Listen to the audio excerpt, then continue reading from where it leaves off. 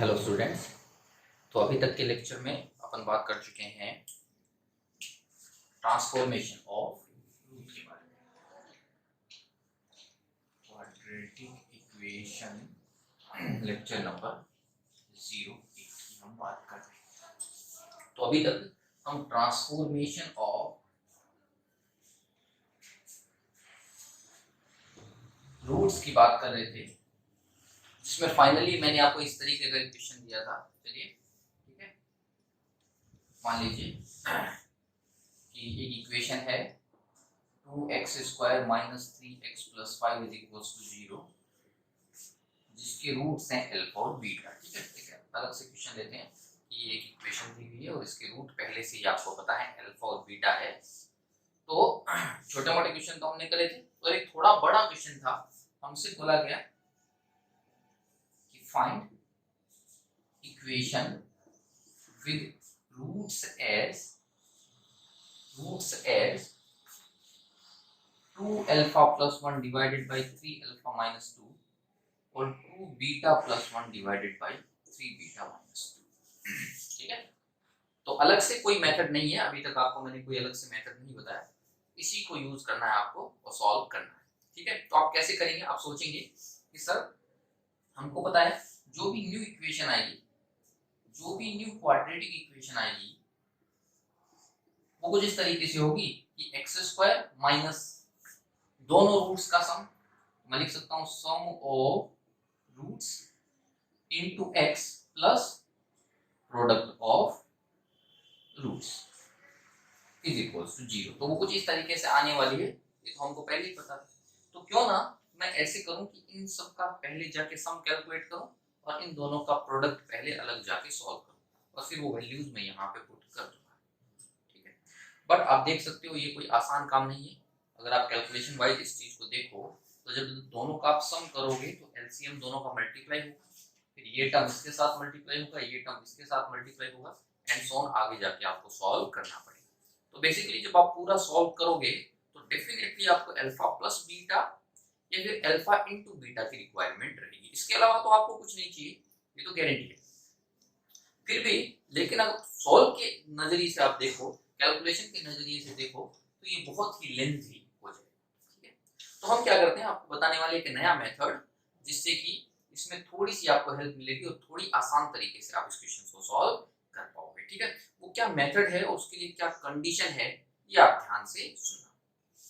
ठीक है, तो पहला मेथड तो आपको समझ में आ गया है कि दोनों का सम अलग से हमको करना है, दोनों का प्रोडक्ट अलग से कैलकुलेट करना है, अल्फा प्लस बीटा को यहाँ से और अल्फा इनटू बीटा को यहाँ से हमको लेना है और उसके बाद आगे सॉल्व करना है। ठीक है, तो दूसरा मेथड क्या है, इसको मैं मेथड नंबर 2 नाम देता हूं। तो इस मेथड नंबर 2 की रिक्वायरमेंट क्या है, मतलब मैं कब इस मेथड को यूज कर सकता हूं। ठीक है, कंडीशन जिसको मैं बोल सकता हूं, ये मेथड यूज करने की क्या क्या कंडीशंस है। ठीक है, कब ये मेथड हम यूज कर सकते हैं? पहली बात, ठीक है, form of roots should be of linear upon linear. ठीक है, इस तरीके से, जैसे कि एग्जांपल के तौर पे आप बोल सकते हो k1 alpha plus k2 divided bye k3 alpha plus k4, इस तरीके से। और इसी तरीके से दूसरा वाला बीटा के लिए दूसरा वाला। ठीक है, दूसरी बात, ठीक है, पहली बात अपना अपना जो ये जो क्वेश्चन है क्या इस कैटेगरी में आता है? तो बिल्कुल आता है, लीनियर अपॉन लीनियर है, तो अपनी कैटेगरी में ये क्वेश्चन आ जाएगा। दूसरा, root should be symmetric about alpha and beta. ये बहुत आपको ध्यान से देखना कि जो दोनों रूट आपको दिए हुए हैं वो अल्फा और बीटा के हिसाब से सिमेट्रिक होना चाहिए। ठीक है, अगर इन कंपैरिजन अपन अल्फा और बीटा की बात करें तो वो दोनों रूट सिमेट्रिक होने चाहिए, मतलब अल्फा और बीटा को इंटरचेंज कर दें तो कोई फर्क नहीं पड़ना चाहिए। इसको बोलते हैं अल्फा और बीटा के अबाउट सिमेट्रिक होना। तो आप अल्फा की जगह बीटा रखोगे तो ये आ जाएगा, बीटा की जगह अल्फा रखोगे तो ये आ जाएगा, तो रूट तो वो और तीसरी इंपॉर्टेंट कंडीशन है alpha and beta should be separated. ठीक है, सेपरेटेड भी बोलते हैं, सेग्रीगेटेड भी बोलते हैं। ठीक है, इसका मतलब क्या होता है? इसका मतलब है कि अगर एक रूट के अंदर सब कुछ अल्फा अल्फा है तो दूसरे रूट के अंदर सब कुछ बीटा बीटा होना चाहिए। अल्फा और बीटा दोनों कंबाइन एक साथ नहीं होने चाहिए। ठीक है, सेपरेटेड का ऐसे मीनिंग निकाल सकते हैं। तो इस तरीके से आपको, जैसे कि यहाँ पे 2 अल्फा प्लस बीटा होता तो ये कोई मेथड काम नहीं आता। तो इसके लिए तीनों कंडीशन है, लीनियर अपॉन लीनियर होना चाहिए, एक में अल्फा की जगह बीटा रखो तो दूसरा वाला अपने आप बन जाना चाहिए, और दोनों के दोनों जो है वो सेपरेटेड होने चाहिए, उनमें अल्फा और बीटा कंबाइंड नहीं होना चाहिए। आई बात समझ में? तो अगर ये तीनों कंडीशन ट्रू हो रही हैं, तीनों कंडीशन सेटिस्फाइड हैं, तो ही हम ये मेथड टू यूज कर सकते हैं। क्लियर है यहाँ तक? समझ में आया? ठीक है, ध्यान से इसको सुनना। अब ये बनाते हैं कि वो मेथड कहता क्या है, क्या वो मेथड है। ठीक है, इसको मिटा रहा हूं, तो आप इसको नोट कर लेना अभी तक। और अब हम देखते हैं कि वो मेथड क्या है और कैसे उससे सॉल्व होगा क्वेश्चन।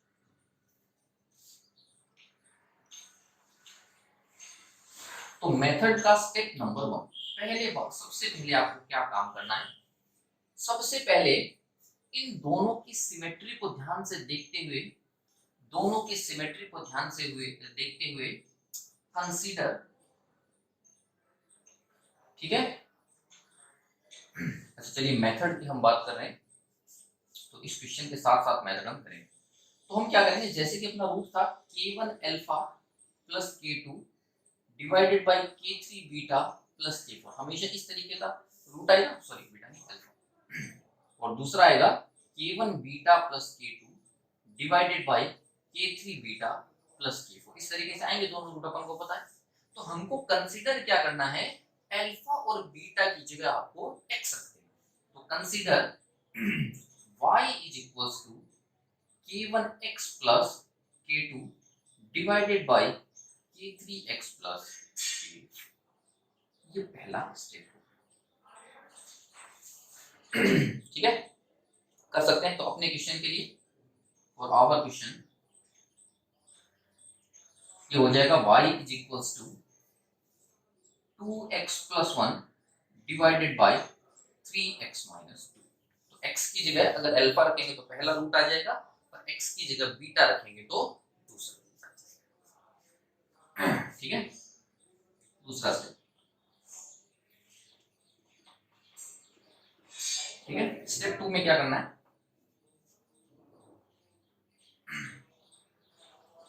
कैलकुलेट या find x from obtain equation in terms of y।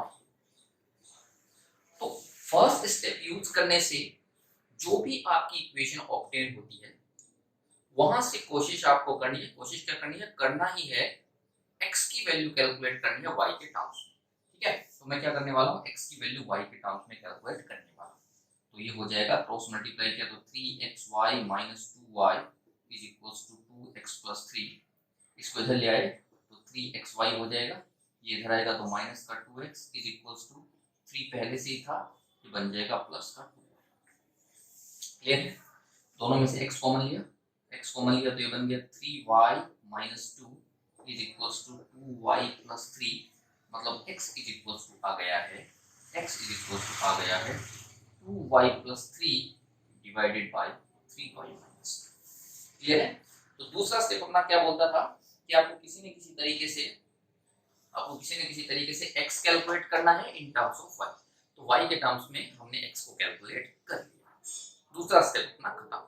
अच्छा, अगर ये ऐसा था तो x भी हमेशा लीनियर अपॉन लीनियर ही आएगा, इसमें आपको टेंशन लेने की जरूरत नहीं है, ये अपने आप में हो गया दूसरा स्टेप। आगे बढ़ते हैं तीसरे स्टेप की ओर। चलिए, तो स्टेप नंबर 3 क्या होगा,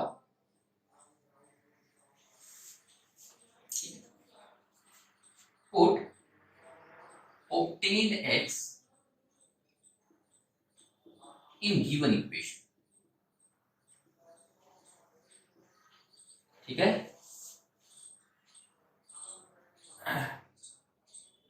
and finally a quadratic equation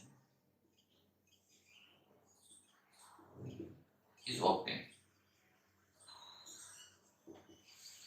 that is our answer, ठीक है। तो ऐसा करने से क्या होगा, अभी क्या करना है अपन को, जो भी अपना x निकल के आया है, जो भी x निकल के आया है उसको ओरिजिनल इक्वेशन में वापस रखेंगे।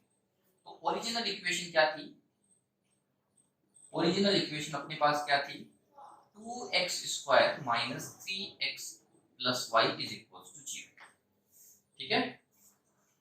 इसको x को यहाँ पे पुट कर दीजिए, जो भी x आपका कैलकुलेट होके आया है उसको ओरिजिनल इक्वेशन में पुट कर दीजिए। तो ये बन गया 2 into 2y plus 3 divided by 3y minus 2 whole square minus 3 into 2y plus 3 divided by 3y minus 2 plus 5 is equal to 0, ठीक है।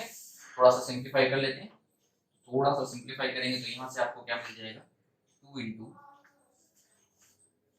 ठीक है, 2 इंटू एलसीएम ले लेते हैं, एलसीएम लेंगे तो बन जाएगा 2 into 2y plus 3 whole square minus 3 into 2y plus 3 into 3y minus 2 plus 5 into 3y minus 2 whole square is equal to 0। कुछ भी नहीं किया है, 3y माइनस 2 होल स्क्वायर से सभी को मैंने मल्टीप्लाई कर दिया। तो यहाँ से सीधा सीधा आ जाएगा, यहाँ एक बार मल्टीप्लाई हो जाएगा, एक बार कट जाएगा, तो यहाँ पे दोनों बार मल्टीप्लाई रहेगा, ठीक है। तो यहाँ से क्या मिल जाएगा, ठीक है, 2 इंटू, इसको ओपन कर देते हैं, यह आ जाएगा 4y square plus 3 into 2 into 6, sorry 3 into 2 6 और 6 इंटू 2 क्या है 12y और प्लस 9 माइनस 3 इंटू, इधर मल्टीप्लाई किया तो यह आ जाएगा 6y स्क्वायर, इधर से बचेगा माइनस का 4y और इधर से बचेगा प्लस का 9, तो प्लस का 5y बच जाएगा और माइनस का 6 आ जाएगा प्लस 5 इंटू, इधर से ओपन किया तो 9y square minus 3 into 2 6, 6 into 2 12y और प्लस 4 इज इक्वल टू 0। तो इसको जैसे ही हम सॉल्व करेंगे, जैसे ही हम सॉल्व करेंगे तो y में हमको एक क्वाड्रेटिक इक्वेशन मिलेगी, ठीक है। तो y में क्वाड्रेटिक इक्वेशन देख लेते हैं क्या आएगी। तो इधर से आ जाएगा आपका, देख लीजिए y स्क्वायर पहले देख लेते हैं, तो इधर से कितना y स्क्वायर आया 8y स्क्वायर, इधर से कितना आ जाएगा माइनस का 6 इंटू 3 18y स्क्वायर, इधर से कितना आ जाएगा प्लस का 9 इंटू 5 45y स्क्वायर, तो ये तो हो गया y स्क्वायर, ठीक है। प्लस y ढूंढ लेते हैं, तो इधर से y ढूंढा कितना आ गया 12 इंटू 2 24, ठीक है। इधर से देखा तो माइनस का 3 इंटू 5 15 और इधर से देखा तो माइनस का कितना आ जाएगा 15 इंटू 12 सॉरी 5 इंटू 12, तो ये हो जाएगा 60, तो ये हो जाएगा आपका y हो गया। और प्लस कांस्टेंट ढूंढ लेते हैं, तो यहाँ से कांस्टेंट कितना आ जाएगा 9 इंटू 2 18 और यहाँ से कांस्टेंट आ जाएगा प्लस माइनस 6 इंटू 3 18 और प्लस में 5 इंटू 4 20 इज इक्वल्स टू 0। तो आप देख सकते हो ये क्वाड्रेटिक इक्वेशन बन जाएगी। अब x की जगह y को रिप्लेस कर देंगे, तो हम बोलेंगे finally replace y as x। तो y की जगह x पुट करने से जो क्वाड्रेटिक इक्वेशन आपको मिलेगी वही क्वाड्रेटिक इक्वेशन होगी अपनी क्वाड्रेटिक इक्वेशन। क्लियर है? तो जो मैंने आपको पिछले लेक्चर में जो क्वेश्चन दिया था, इस मेथड से आप उसको सॉल्व करके देखना, और पुराने मेथड से आपने अभी सॉल्व करके देखा होगा, रखा होगा, तो देखना दोनों से सेम आंसर आता है या नहीं आता। नहीं आता है तो इसका मतलब मेथड सही है, मेथड में कोई दिक्कत नहीं है, आपकी कैलकुलेशन में दिक्कत हो गई होगी, और उसको ध्यान से दोबारा से आप सॉल्व करेंगे। ओके, तो चलिए आगे बढ़ते हैं। नेक्स्ट जो अपना पॉइंट है, शायद इसके ऊपर आपको प्रैक्टिस जरूर करनी पड़ेगी। अगर आप प्रैक्टिस नहीं करोगे तो आपको ये समझ में नहीं आएगा। आप जो पिछले लेक्चर में क्वेश्चन कर रहे थे उसी को प्रैक्टिस के लिए आपको करना है, और साथ ही में शीट में भी ऐसे क्वेश्चन आपको मिलेंगे, वो सारे क्वेश्चन आपको सॉल्व कर लेने हैं। ठीक है, डाउट जो भी आता है बार बार मैं कहता हूँ आप मुझसे पूछिए, ठीक है, उसमें आपको संकोच करने की बिल्कुल जरूरत नहीं है, आप हमेशा कभी भी डाउट मुझसे पूछ सकते हैं। नेक्स्ट जो अपना है कॉन्सेप्ट उसका नाम है रिपीटेड रूट। ठीक है, रिपीटेड रूट के बारे में हम बात करें। ठीक है, या फिर इसको बोलते हैं कॉमन रूट कंडीशन।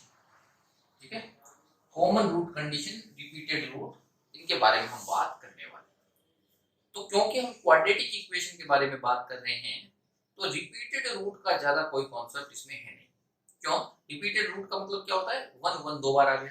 ठीक है, 5 ऐसे 2 टाइम्स ही आ गया। तो इसका मतलब क्या होता है, ये तो हम पहले से बता सकते हैं कि किसी का अगर d इज इक्वल टू 0 है तो हमेशा रिपीटेड रूट आपको मिलेगा। तो ये तो बड़ी सिंपल सी लाइन है, इफ क्वाड्रेटिक इक्वेशन हैज या have d is equals to 0 then roots will be repeated।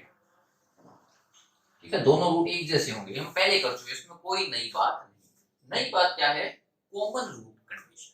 ठीक है, तो मान लीजिए आपको दो इक्वेशन दी हुई है, a1x² plus b1x plus c1 is equals to 0 और a2x² plus b2x plus c2 is equals to 0। ये दो इक्वेशंस आपको दे रखी है मान लीजिए। ठीक है, अब आपसे क्या बोला गया कि भी इसके रूट है मान लीजिए अल्फा और बीटा और इसके रूट है अल्फा और गामा। इसका मतलब क्या हो गया, इन दोनों में एक रूट पहले से ही कॉमन है, तो इसीलिए इसका नाम है कॉमन रूट कंडीशन। दोनों इक्वेशंस में एक या दो जितने भी हैं वो दोनों रूट कॉमन है, तो आपको बताना है कि क्या क्या कंडीशन होने वाली है। ये आपको ध्यान से सुनना है और ध्यान से समझना है। ठीक है, तो पहला केस, फर्स्ट केस क्या है, if both the roots are in common। पहली बात हमने क्या लिखी है, मान लीजिए इसके रूट भी अल्फा और बीटा है और इसके रूट भी अल्फा और बीटा है। तो आप क्या समझोगे, कैसे इसको देखोगे, बड़ा ही आसान तरीका है। जैसे कि आपने एक बात पढ़ी होगी कि सर 2x + 3y = 5 और 4x + 6y = 10। इन दोनों के बारे में ध्यान से देख के बताइए। तो आप क्या बोलोगे, सर ये काम हमने बहुत पहले ही कर रखा है। अगर हमने जब इनको ध्यान से देखा तो पता चला इसी इक्वेशन को 2 से मल्टीप्लाई करके तो लिख दिया गया है। तो अगर इसी इक्वेशन को 2 से मल्टीप्लाई करके लिखा हुआ है तो ये बात तो क्लियर हो गई कि ये दो इक्वेशन है ही नहीं है, ये तो वही इक्वेशन है वापस से। और अगर वही इक्वेशन है तो इसका मतलब रूट में कोई बदलाव आएगा नहीं, वो कि वही दोनों के दोनों रूट रहेंगे। उसमें तो दो रूट नहीं होते हैं, लेकिन इसमें तो होता है क्वाड्रेटिक इक्वेशन। तो अगर दोनों रूट्स कॉमन है तो इसका मतलब क्या होगा, इसी इक्वेशन को किसी एक कांस्टेंट से मल्टीप्लाई कर दिया होगा तो ये दूसरी इक्वेशन आ गई होगी। तो इसको देखने का तरीका क्या, बड़ा ही सिंपल होता है। तो क्या होगा, a1/a2 = b1/b2 = c1/c2। तो ये कंडीशन होती है अगर दोनों के दोनों रूट कॉमन हो तो। क्लियर है, याद रहेगा आपको।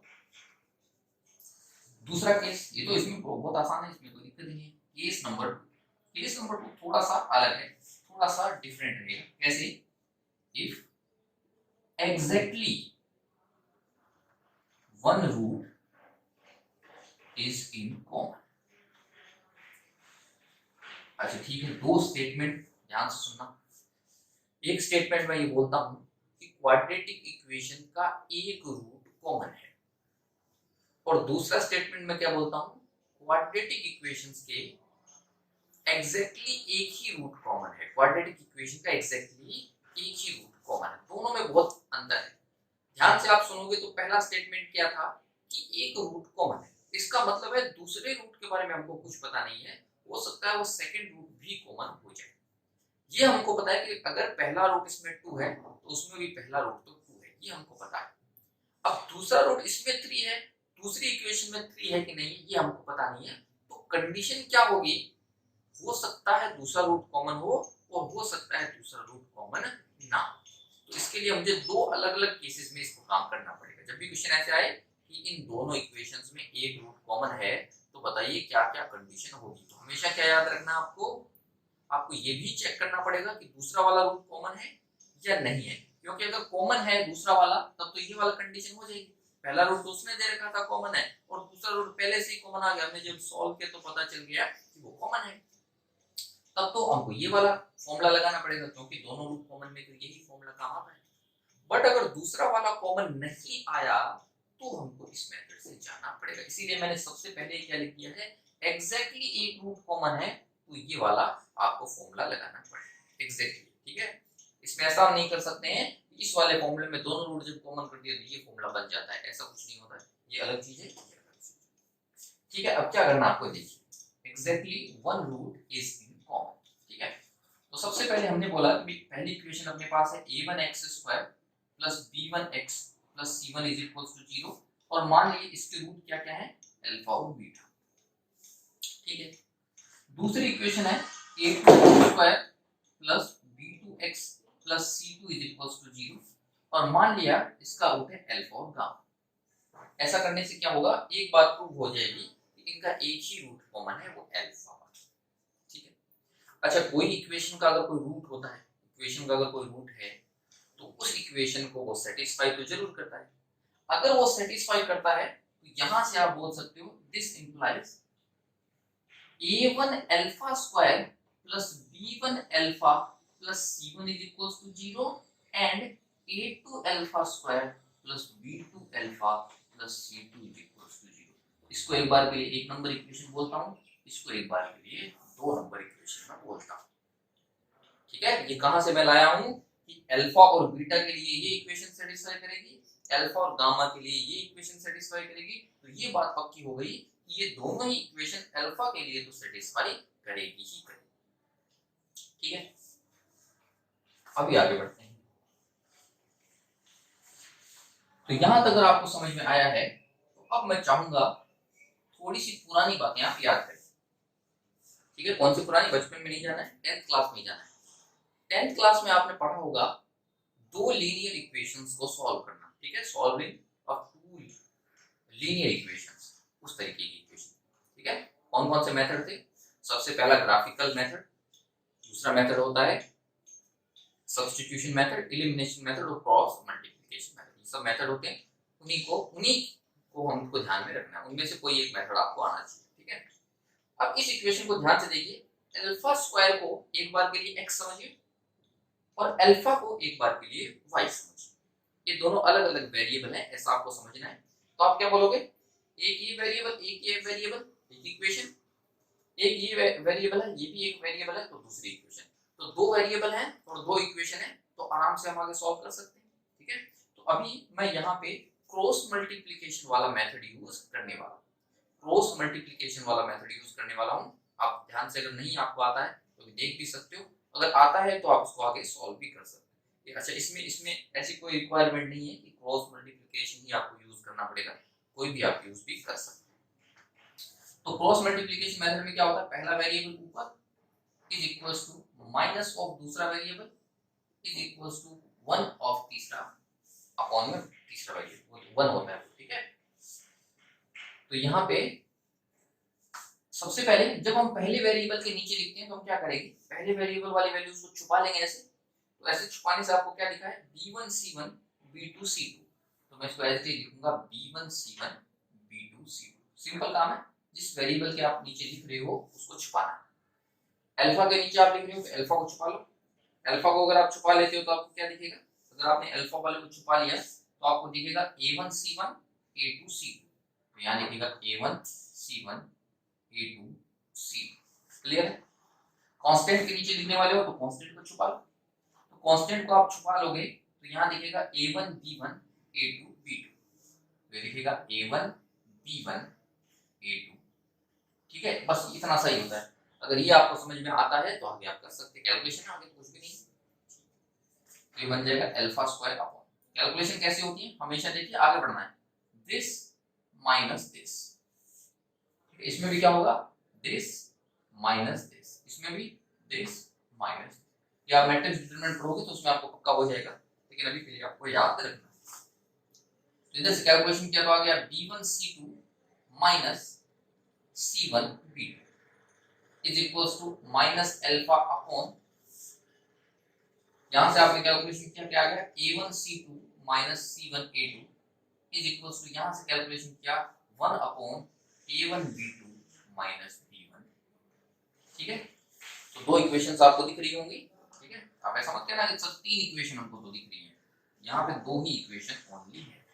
कौन कौन सी दोनों इक्वेशन, इन दोनों को इक्वल करेंगे तो एक, इन दोनों को इक्वल करेंगे तो एक। तो आप बोलोगे सर इसको इसको इक्वल कर दो तो भी एक आ जाएगी, वो अलग इक्वेशन नहीं होती है, वो उन दोनों इक्वेशंस का कॉम्बिनेशन ही है। अगर a is equal to b है और b is equal to c है तो definitely a is equal to c आएगा, उससे आपको एक्स्ट्रा कोई चीज नहीं मिलेगी। तो इन दोनों इक्वेशंस को मैंने ध्यान से देखा, तो अल्फा से अल्फा कैंसिल हो जाएगा, तो यहाँ पे बचेगा alpha upon b1c2 minus c1b2 is equals to, इधर बचेगा -1 अपॉन a1c2 माइनस c1b2। ठीक है, तो मैं क्या करता हूँ, इस माइनस को इसके साथ कंसीडर कर लेता हूँ। अगर इस माइनस को मैं इसके साथ कंसीडर करूंगा तो ये प्लस हो जाएगा और ये वाला क्या हो जाएगा, माइनस।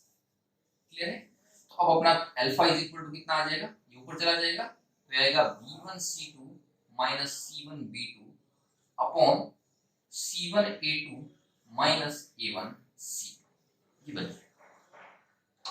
क्लियर है, ठीक है।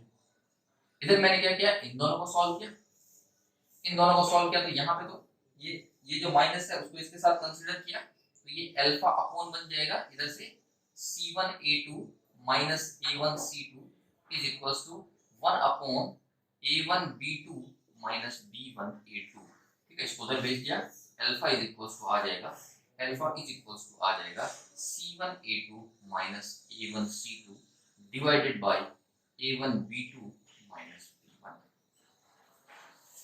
ठीक है, क्लियर है, क्योंकि दोनों अल्फा तो सेम ही है, दोनों अल्फा अलग अलग तो है नहीं, तो दोनों चीजें इक्वल होनी चाहिए। तो यहां से हम बोल सकते हैं क्योंकि अल्फा और अल्फा दोनों तो सेम ही है, तो मैं बोल सकता हूँ ये वैल्यू तो सेम होनी चाहिए। मतलब अगर मैं लिखूं c1a2 minus a1c2 divided by a1b2 minus b1a2 is equals to, clear है, अल्फा अल्फा को इक्वल कर दिया, इक्वल किया, एक बार ये लिखा एक बार ये लिखा, दोनों इक्वल हो गए। ठीक है, क्रॉस मल्टीप्लाई करते हैं, ध्यान से देखिए दोनों तो सेम ही है, अगर ये दोनों सेम है तो क्या आंसर आएगा, c1a2 minus a1c2 whole square is equals to, इन दोनों को मल्टीप्लाई किया तो a1b2 minus b1a2 into b1c2 minus c1। ठीक है, तो ये चीज बन जाएगी आपकी कंडीशन। ठीक है, तो यहाँ पे आपको ध्यान से देखना है, ये जो भी कंडीशन आई है वो कंडीशन है एग्जैक्टली वन रूट कॉमन होने चाहिए। ठीक है, तो अभी के लिए आज के लिए यहीं पर हम स्टॉप करते हैं, और अगली क्लास में मैं आपको ये बताने वाला हूँ इसका कोई शॉर्टकट मेथड है या नहीं। ठीक है, तो ऐसा मत बोलना सर अगली क्लास में आते आप बोलोगे सर नहीं है शॉर्टकट मेथड, है शॉर्टकट मेथड, और वो आपको क्या है अगली क्लास में आपको बताने वाले। ठीक है, और इसके ऊपर कुछ एग्जाम्पल करेंगे तो आपको और ज़्यादा ये अच्छे से क्लियर होगा कि किस तरीके से कॉमन रूट का काम होता है। ओके।